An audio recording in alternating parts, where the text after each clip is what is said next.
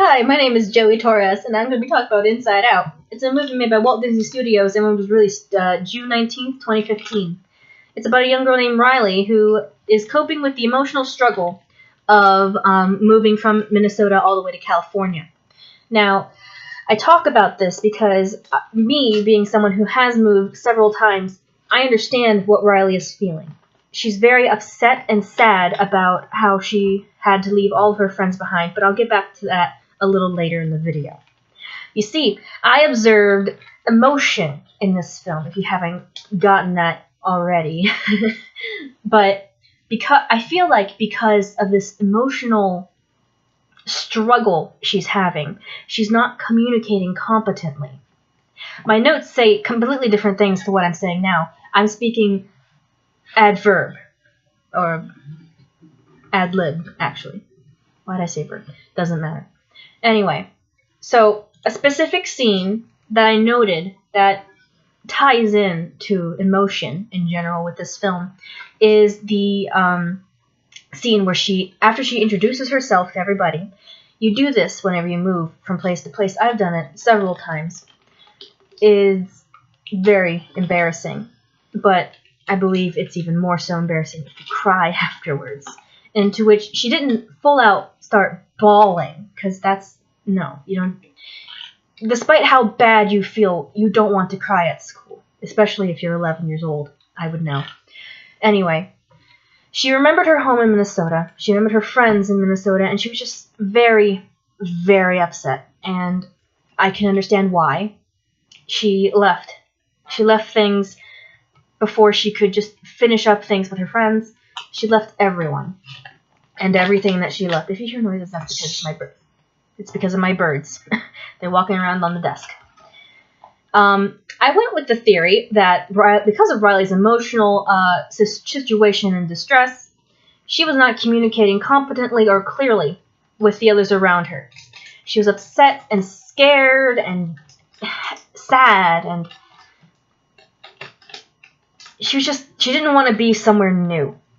Being somewhere new when you're a kid, especially when you're like 11, younger even, it's distressing.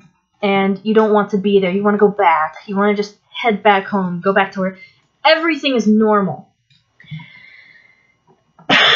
But because she was so upset, I feel like she just agreed with her parents to move, because what is she going to do if they leave, you know? But she did not communicate her grief with her family about moving. This move was important, clearly, because it moved them all the way from, I don't remember where Minnesota is, but it moved them all the way to the hot west coast of California, San Francisco City. In the aspect of it being true to life or exaggerated, I feel like it's a mix of both. I understand completely with the true life statement of missing home and not being able to go home when you want to go back to the place where all your friends live and where everyone you know is there. It's very stressful. And then you should get used to where you're living, maybe after a year, maybe a little less. It depends on the person moving, if they've done this before. I've done it several times. I've stopped caring at the most part, because at the point of my third move, which was, I want to say it was back to South Carolina, but I could be wrong. I don't remember all my moves. I've just stopped caring about the moves. I stopped making friends. Riley has the chance to still be able to make friends, because she might just still be living in California for the rest of her life. Who knows? But on the other hand, the exaggeration. I've never experienced wanting to run away back to South Carolina or Texas or California because I moved. My emotional distress is usually taken care of by my parents, who try their best to comfort me as best they can, because moving is stressful for the whole family. And moving, it takes a lot out of you and changes you as a person. When Riley, near the end of the movie, left to go and run away. I was surprised by this, for one.